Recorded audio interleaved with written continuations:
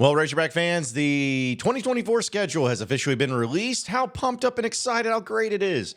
But is it actually great? All right, well, we'll talk about it on today's Locked On Razorbacks podcast.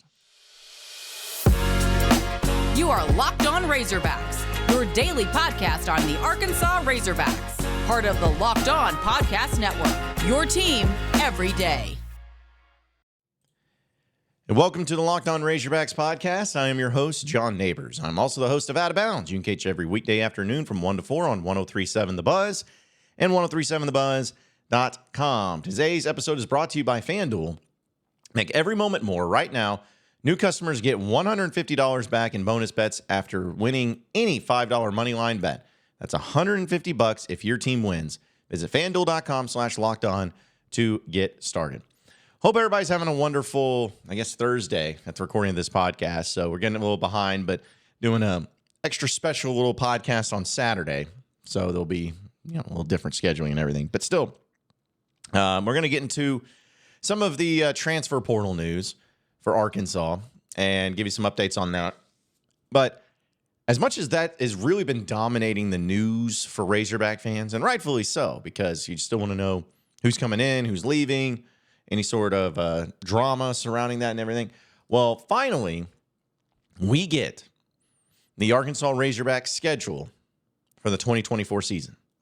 We already knew who Arkansas was playing, and now we get to know when they're playing these teams.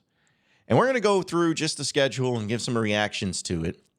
But let me first off say that I feel like there's not really many ways that you can be happy about every schedule. And that's where I'm not trying to give an excuse or anything like that, but I could not imagine how the toughness of trying to have a schedule of 8 games with 16 SEC teams and trying to make everyone happy.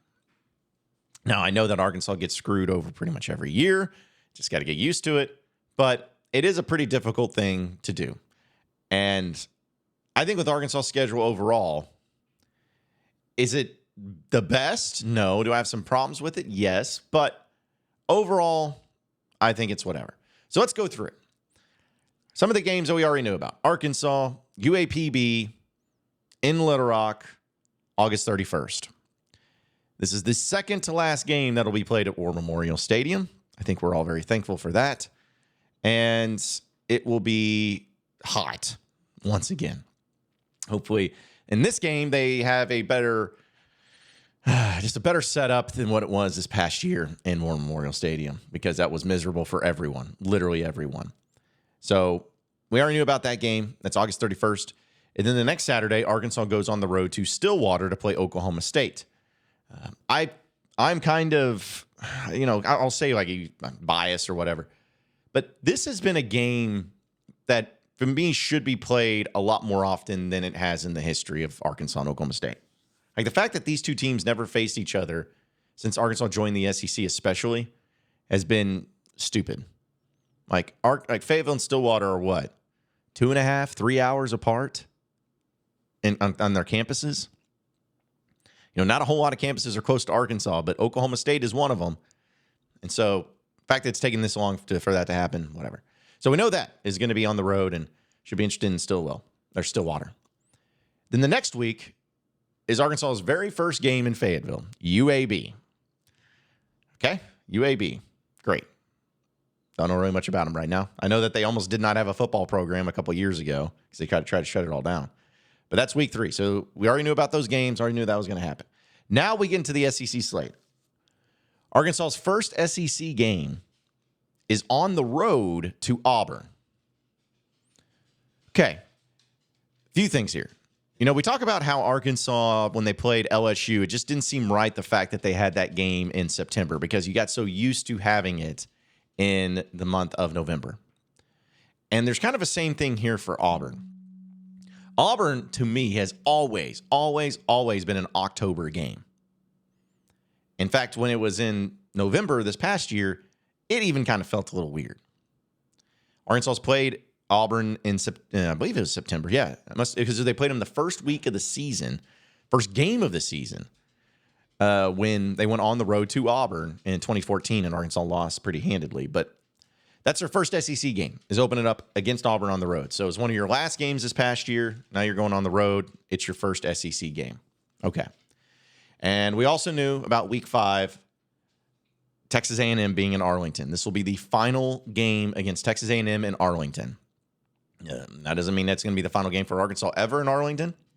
It doesn't mean that they won't play again, but this is going to be, of the contract year, the final one. So looking at it for that, because that's the month of September, and of course the first game being in August, the first 5 games of the year.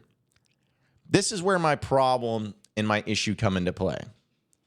Of your first 5 games of the season, you play 1 game in Fayetteville. 5 weeks, 1 game in Fayetteville against UAB. Man, okay. Now, it's not to say that Arkansas is not at fault for some of this. You know what I'm saying? Like, it's not, because we know that the game in Little Rock and the game in Arlington is what throws this all into a wrench. Now, if the game was not in Arlington, it would be at A&M, because technically A&M is going to be the road team in this matchup in this final year. So that part of it wouldn't matter. But you would have been able to at least have 2 of the 5 games in Fayetteville as one for the game in Little Rock. Or, who knows, maybe the schedule would have been given to you in a different light. Maybe you would have opened with a home game in SEC play instead of going down to A&M and having all that. But that's just the most, it's kind of like what it was this past year too. But even last year, you had 2 games in the opening, I guess 2 of the first 3 games that were in Fayetteville, and you had BYU in Fayetteville. And it was a night game, like at least it made up for that. But you're talking about for the full month of September, like the first, I mean, almost half the season. Almost half the season until you get a game in Fayetteville that's not a UA, that's not a non-conference team, and also just your second game in Fayetteville will be in the month of October. That's absurd. I'm ready for that to go away, and it will be soon. So there's that. Okay, so now we move on to the first game of the SEC slate in Fayetteville, the first home game in Fayetteville, and it's October 5th, birthday weekend, against Tennessee. All right. I like that. You know, Arkansas and Tennessee have a lot of history going up against each other, especially in the late 90s, early 2000s. Felt like that should have been a game and a series that should have kept going.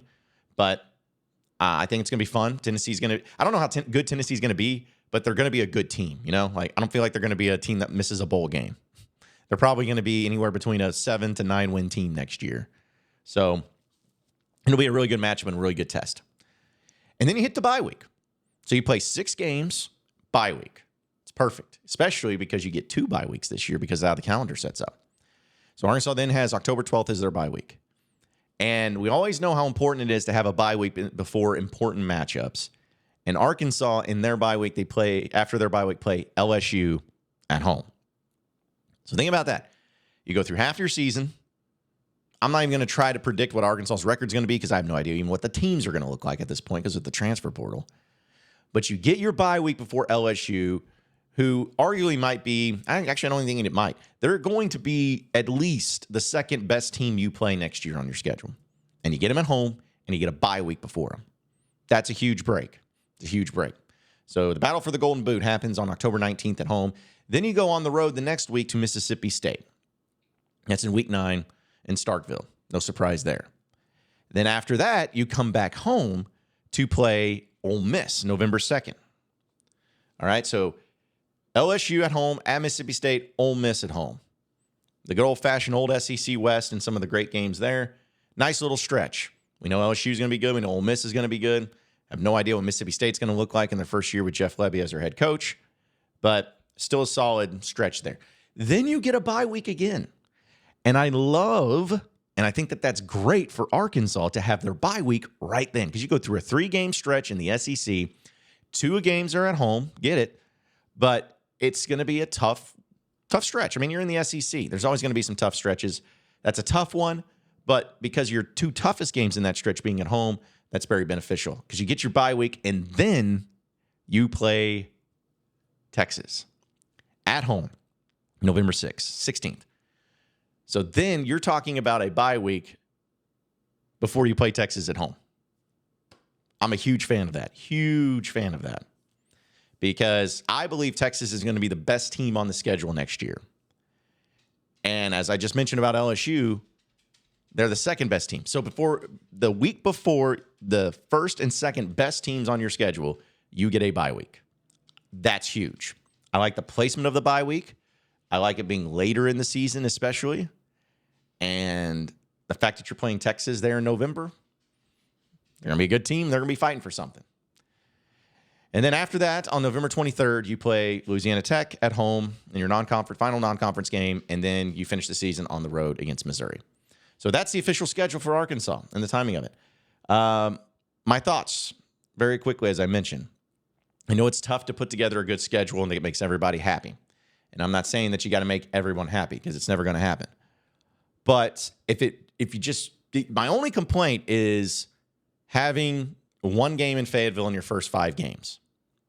And again, I know that that's not necessarily like the SEC screwing over Arkansas. Arkansas is kind of screwing themselves over a little bit because 2 of their games every single year are away from Fayetteville and Arlington and, of course, Little Rock. So there's only so much they can do. There's only so much blame you could throw on the SEC for doing that.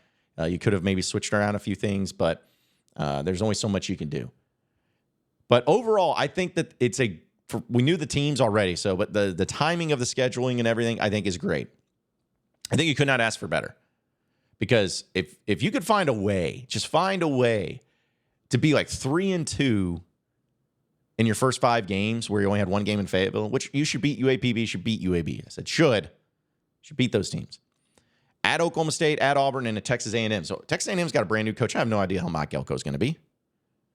Hugh Freeze at Auburn, that's going to be a tough game. I think that'll probably be the toughest game of the stretch there.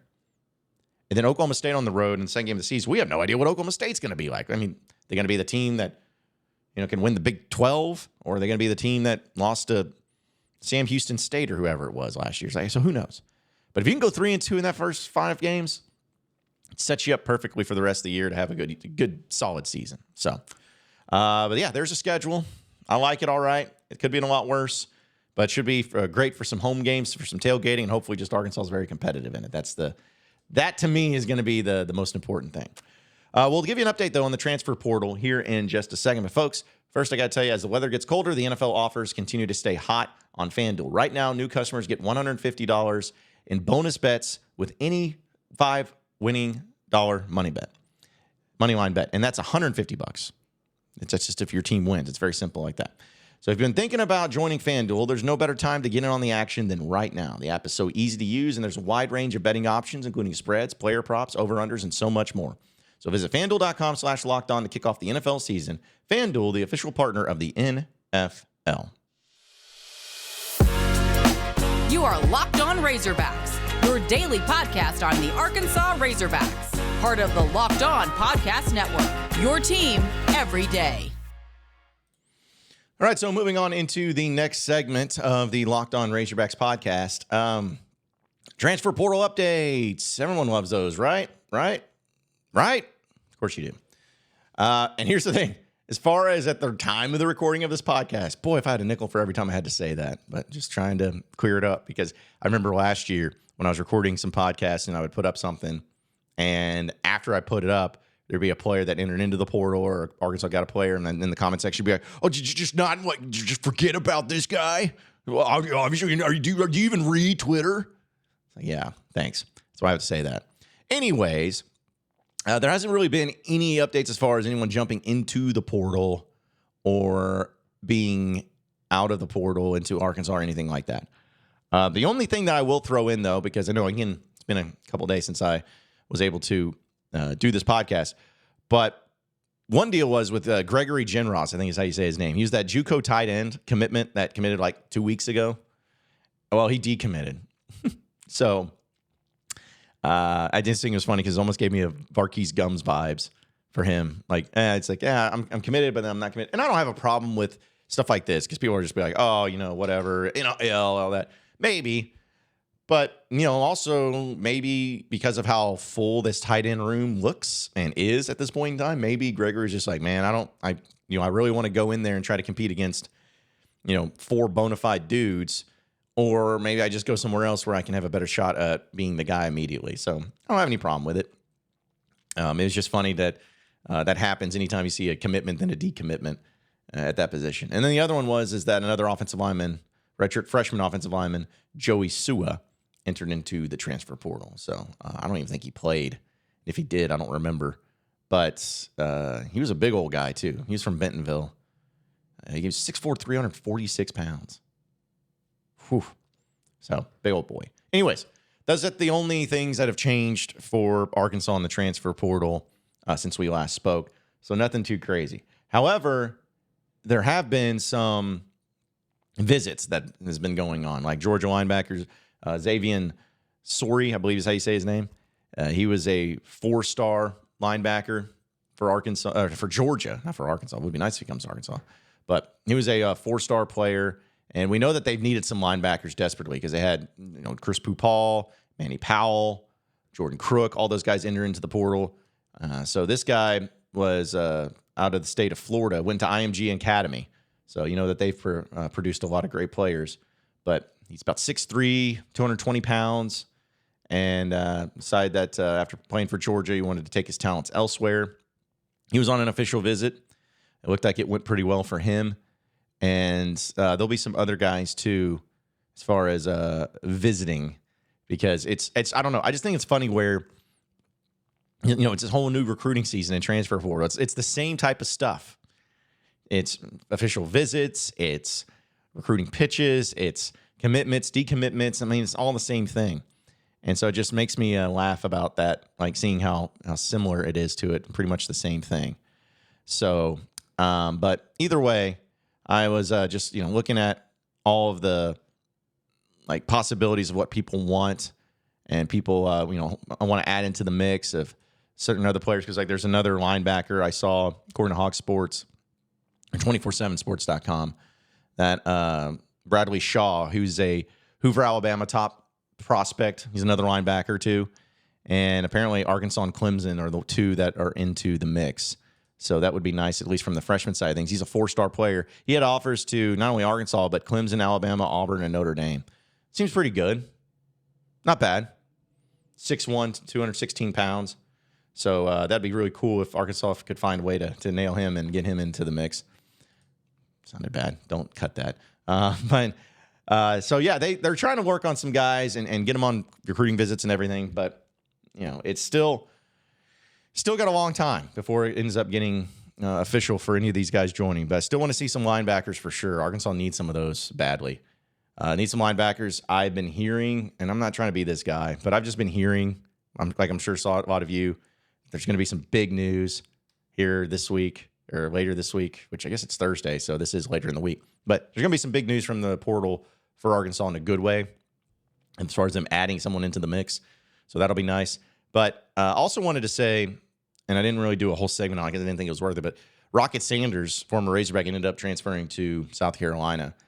And, it's one of those deals where Justin Stepp is still there, a guy who was recruiting for Arkansas and recruited Rocket Sanders because he was the wide receivers coach at Arkansas. He's a great recruiter. Rocket played wide receiver when he was in high school, so it made sense. But he's going to South Carolina. All right, that's fine. I have no problem with that. I have no issue with that. They probably won't play each other unless they meet in the SEC title game, which I think we all agree it's probably not going to happen. But either way, I was happy for him. Whatever. Hopefully he does well, or whatever. Anyways, it's like some South Carolina Arkansas connection now with coaches and players and everything. It keeps happening. It's kind of weird. Either way, folks, we'll talk about the excitement from the portal and why you should or should not get excited at certain cases. Well, but I got to tell you, though, when you're hiring for your small business, you want to have as many top-tier candidates as possible to interview. That's why you have to check out LinkedIn Jobs. LinkedIn Jobs has the tools to help you find the right professionals for your team faster and for free. LinkedIn isn't just another job board. LinkedIn has a vast network of more than 1 billion professionals, which makes it the best place to hire. Hiring is easy when you have that many qualified candidates. So easy, in fact, that 86% of small businesses get a qualified candidate within 24 hours. LinkedIn knows that small businesses are wearing so many hats and may not have the time or resources to hire people. Thankfully, with LinkedIn, the process is intuitive, quick, and easy. They even just launched a feature that helps you write job descriptions, making the process even easier and quicker. So post your job for free at linkedin.com/lockedoncollege. That's linkedin.com/lockedoncollege to post your job for free. Terms and conditions do apply. You are Locked On Razorbacks, your daily podcast on the Arkansas Razorbacks, part of the Locked On Podcast Network, your team every day. All right, so final segment here on the Locked On Razorbacks podcast. I was thinking about the transfer portal and everything, and thinking about Arkansas and their ways of having it in the transfer portal, and discussing who's good, who's not good. And one of the things that I feel like was interesting is looking at the players that you can get from major big-time schools that are transferring out, or players that you can get from small D2 schools. And I think we can all agree that the excitement, more so than anything, comes from when you get a player from a big school to transfer in.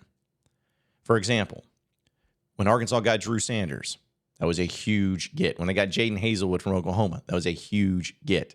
When they got Landon Jackson and Dwight McLaughlin from LSU, those were huge gets.